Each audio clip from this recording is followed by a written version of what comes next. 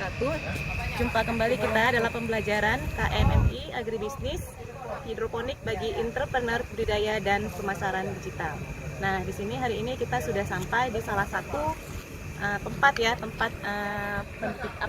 penanaman hidroponik yang ada di Kota Banda Aceh ya. Salah satunya di sini kita bisa melihat bahwa ini merupakan suatu lahan makasipan, di mana di sini lahan hidroponiknya yang sudah terbuat dengan baik ya, ada dinding parametnya yang bisa melindungi tanaman dari serangan hama dan penyakit. Pada kesempatan ini kita akan mempelajari tentang teknik pengendalian hama dan penyakit yang ada pada budidaya hidroponik. Nah, dalam budidaya hidroponik itu ada beberapa fasilitas yang digunakan. Ada yang terbuka dan juga ada yang tertutup tempatnya. Nah, hari kali ini kita akan coba melihat salah satu tempat budidaya hidroponik yang tertutup seperti ini. Nah, kita akan coba lihat ke dalam bagaimana kondisi tanaman yang dipelihara pada kondisi yang tertutup seperti ini terhadap gangguan hama dan penyakit yang mungkin menyerang tanaman tersebut.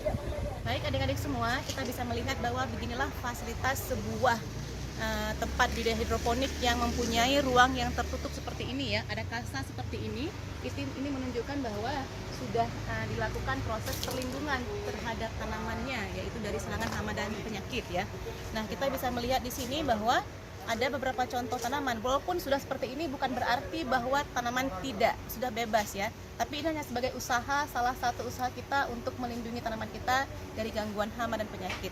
Tapi walaupun begitu, sudah dibuat seperti ini tetap juga ada ya, kita melihat bahwa ada hama dan penyakit yang menyerang tanaman. Ini bisa kita lihat dari contohnya nih, ada tanaman yang sudah menunjukkan daun yang berbolong-bolong seperti ini ya. Ini menunjukkan bahwa dia ini ada juga hamanya. Jadi dengan kata lain bahwa ini hanya sebagai salah satu upaya kita untuk mengurangi ya. Kalau yang terbuka mungkin lebih besar lagi serangan hama yang menyerang tanaman. Mungkin ada belalang nanti yang bisa memakan hampir seluruhnya.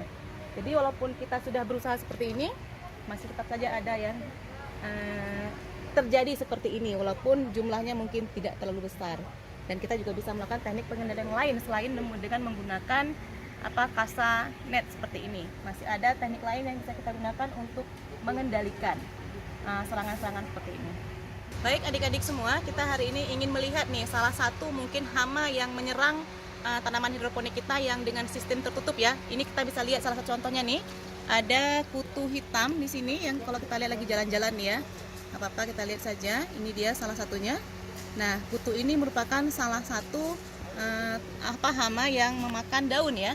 Karena dia kecil, makanannya juga kecil, lubang-lubangnya terbentuk. Tapi kalau jumlahnya banyak, kalau tidak kita kendalikan mungkin bisa banyak ya, sehingga bisa menurunkan nilai produksi dari tanaman yang sedang kita tanam.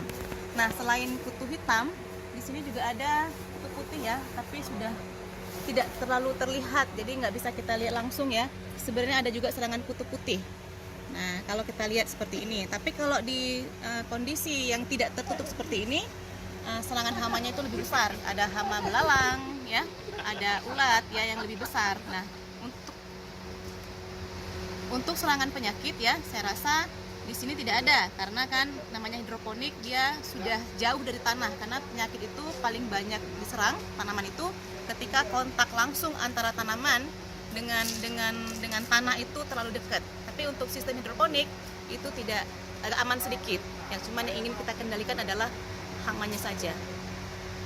Dan selama ini untuk yang seperti ini mereka menggunakan pestisida nabati ya, tidak menggunakan pestisida kimia, karena kita ingin mendapatkan tanaman-tanaman yang bebas dari residu bahan kimia sintetis, sehingga selama ini pun yang sudah mereka lakukan menggunakan pestisida nabati itu sudah mampu untuk mengendalikan serangan dari hama hitam, kutu hitam tadi dan kutu putih.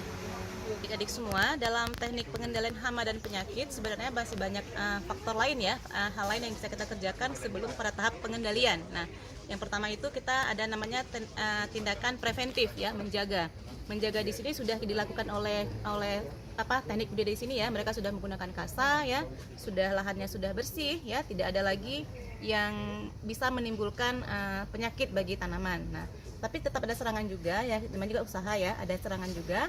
Nah, serangan ini bisa dikendalikan dengan menggunakan pestisida sebenarnya, yang baik yang kimia maupun yang organik. Nah, tapi di sini yang digunakan adalah pestisida organik, yaitu pestisida nabati. Nah, pestisida itu bisa kita peroleh mudah ya, nggak mesti buat sendiri. Kalau kita mau buat sendiri juga bisa. Kita menggunakan seperti daun nimba, kita gunakan cengkeh, kita gunakan tembakau. Nah, jadi kita bisa buat sendiri sebenarnya. Tapi kalau nggak mau repot, kita bisa mendapatkan pestisida nabati itu di toko-toko pertanian terdekat yang ada di sekitar kita.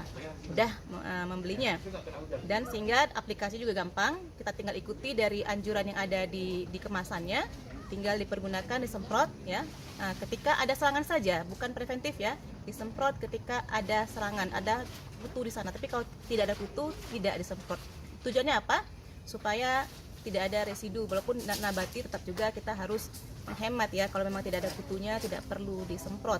Nah, itu tadi penjelasannya untuk teknik pengendalian hama dan penyakit pada teknik budidaya hidroponik yang tertutup seperti ini ya. Lebih sedikit hama dan penyakit hama yang menyerangnya, tapi nanti mungkin lain kali kita akan melihat suatu sistem budidaya hidroponik yang terbuka, yang mungkin kita akan bisa melihat lebih beragam hama-hama yang bisa menyerang tanaman kita, dan juga kita harus tahu bagaimana teknik pengendalian yang tepat untuk kondisi yang seperti itu.